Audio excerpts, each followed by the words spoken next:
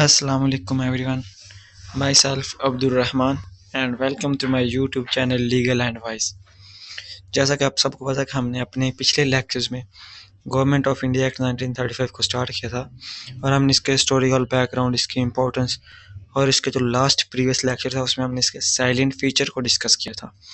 तो आज के इस लेक्चर में हम इसकी जो स्ट्रेंथ्स और फ्लॉजेज हैं उसको डिस्कस करेंगे, यानी इसके जो कमज़ोरियाँ हैं, जो इसकी अच्छाइयाँ हैं उसको हम डिस्कस करेंगे। तो सबसे पहले इसके इंट्रोडक्शन पे बात करते हैं। जो गवर्नमेंट ऑफ इंडिया एक्ट 1935 था, ये यूनाइटेड किंगडम का बनाया गया एक लॉ था। यूनाइटेड किंगडम जो पार्लियामेंट थी यूनाइटेड किंगडम की जो पार्लियामेंट थी उसने इसको इन्फोर्स किया था यूनाइटेड इंडिया में।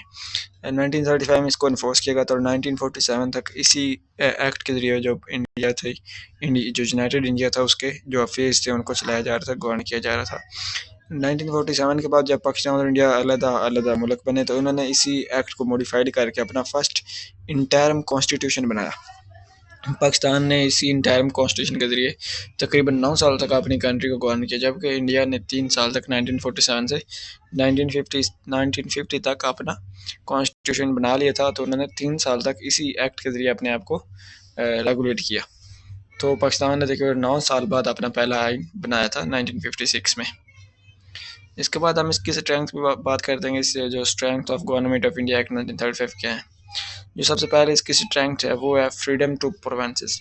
जो इस एक्ट की सबसे अच्छी बात थी वो ये थी कि प्रोवेंसेस को राइट्स दिए गए थे, प्रोवेंसेस को पावर दी गई थी, प्रोवेंशियल ऑटोनॉमी प्रोवाइड की गई थी। इसमें जो प्रोवेंसेस थे उनको तकरीबन ज़्यादा तो नहीं कह सकते, लेकिन किसी हद तक रीजनल सेल्फ गवर्नेंस के लिए पावर दी गई थी। उनको इजाज़त दे दी कि आप अपने सूबे को खुद चलाएं। ठीक है। इसके बाद फेडरल स्ट्रक्चर, जो इसकी दूसरी इच्छा थी वो ये थी कि इस एक्ट के ज़रिए जो यूनाइटेड इंडिया था उसमें फेडरल स्ट्रक्चर को इंट्रोड्यूस किया गया। इससे पहले 1935 के एक्ट से पहले जो इंडिया में थी वो यूनिटरी फॉर्म ऑफ गवर्नमेंट थी। तो उन्होंने इस को ख़त्म किया, यूनिटरी फॉर्म ऑफ गवर्नमेंट को, और उन्होंने फेडरल स्ट्रक्चर इंट्रोड्यूस किया इंडिया में, जिससे उन्होंने बहुत सारे सूबे बनाए एक सेंटर बनाया, और जो सेंटर बना के बाकी सूबे बनाए, स्टेट्स थी उनको उनमें पावर डिवॉल्व की नीचे तक। तो इस तरह एक फेडरेशन बनाई गई। प्रोटेक्शन ऑफ माइनॉरिटीज़, जो तीसरी चीज़ इसकी ये थी कि इसने माइनॉरिटीज़ को भी राइट दिए थे। गवर्नमेंट जो 1935 का एक्ट है इसमें माइनॉरिटीज़ के राइट को प्रोटेक्ट किया गया था और उनको जो सेपरेट इलेक्टोरेट का एक राइट दिया गया था। यानी कि माइनॉरिटी जो थी, जैसे कि पाकिस्तान थे मुस्लिम थे, जैसे सिख थे, और दूसरी माइनॉरिटी जैसे कि क्रिश्चियन वगैरह थे, तो उनको सेपरेट इलेक्टोरेट यानी कि उनको वोट का हक दिया गया कि इनके जो वोट हैं वो अलहदा से होंगे। इसके बाद सेपरेशन ऑफ पावर्स, जो गवर्नमेंट 1935 का एक्ट था इसने सेपरेशन ऑफ पावर का बहुत अच्छा प्रिंसिपल जो है वो इंक्लूड किया था। इसमें 1935 का जो एक्ट था इसमें इंक्लूड था, सेपरेशन ऑफ पावर का बहुत प्रिंसिपल था। ठीक है। इसने जो फेडरल थी और प्रोविंसेस थे, जो सेंटर था, यानी कि उसने और प्रोविंसेस में पावर डिवाइड की गई थी, 3 लिस्टें बनाई गई थी, जैसे हमने पिछले लेक्चर में डिस्कस किया है। तो उसके बाद इंस्टीट्यूशनल फ्रेमवर्क, जो ये गवर्नमेंट ऑफ इंडिया एक्ट 1935 था, इसने बहुत सारे न्यू इंस्टीट्यूशन बनाए थे, जैसे हमने पीछे डिस्कस किया कि फेडरल कोर्ट बनाई गई थी, फेडरल रेलवे बनाई गई थी, और पब्लिक सर्विस कमीशन कायम की गई थी। तो ये तमाम जो नए अदारे बनाए गए थे ये इंस्टीट्यूशनल फ्रेमवर्क में आएंगे। आगे इसके फ्लॉजेस क्या थी, इस एक्ट की वीकनेसेस, कमज़ोरियाँ क्या थी। सबसे पहले जो इसकी कमज़ोरी थी वो ये थी कि पावरफुल गवर्नर।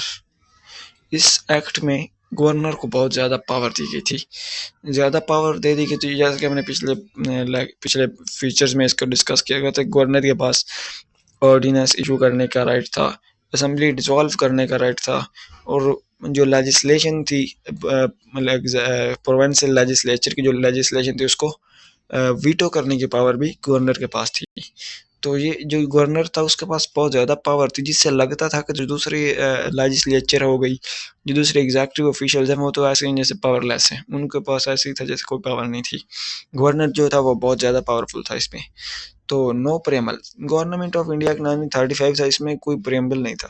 जो 19 इससे पहले जो था 1919 में जो आया था act, government of India act, उसमें प्रेम्बल था, लेकिन इसमें कोई प्रेम्बल नहीं था। यानी कि प्रेम्बल होता है इंट्रोडक्शन होता है जो इसका, तो वो नहीं था इसमें गवर्नमेंट ऑफ इंडिया एक्ट में। नो बिल ऑफ राइट्स, जो गवर्नमेंट ऑफ इंडिया एक्ट 1935 था इसमें कोई बिल ऑफ राइट नहीं था। यानी कि जैसे हमारे कॉन्स्टिट्यूशन में फंडामेंटल राइट्स दिए गए, तकरीबन आज हर मॉडर्न डे में जो जितने भी कॉन्स्टिट्यूशन आते हैं उनमें फंडामेंटल राइट ज़रूर दिए जाते हैं। तो जैसा आज हमारे जो है हमारा जो कॉन्स्टिट्यूशन है उसमें भी फंडामेंटल राइट दिए गए हैं, लेकिन जो गवर्नमेंट ऑफ इंडिया एक्ट 1935 था इसमें कोई राइट्स नहीं दिए गए थे, फंडामेंटल राइट्स भी नहीं दिए गए थे, और बिल ऑफ राइट्स मतलब इसमें कोई राइट नहीं दिए गए थे। इसके बाद इनडायरेक्ट इलेक्शंस, जो गवर्नमेंट ऑफ इंडिया एक्ट था, एक्ट 1935 था, उसने इनडायरेक्ट इलेक्शन जो इंट्रोड्यूस किए थे फेडरल असेंबली के लिए। फेडरल असेंबली के जो इलेक्शन थे वो इनडायरेक्ट होंगे, ठीक है। तो ये एक बहुत बड़ा डिफेक्ट था इस एक्ट का। इसके बाद undemocratic, the government of India act 1935 was an undemocratic act because it was against the spirit of democracy.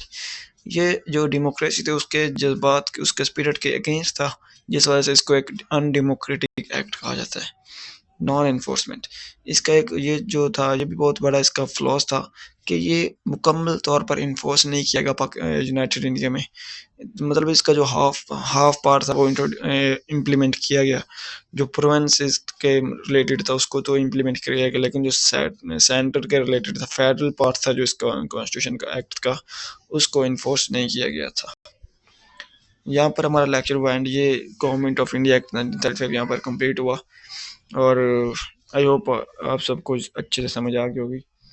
अगर आप ये नए हैं तो हमारे यूट्यूब चैनल को लाजमी सब्सक्राइब करें। Thank you.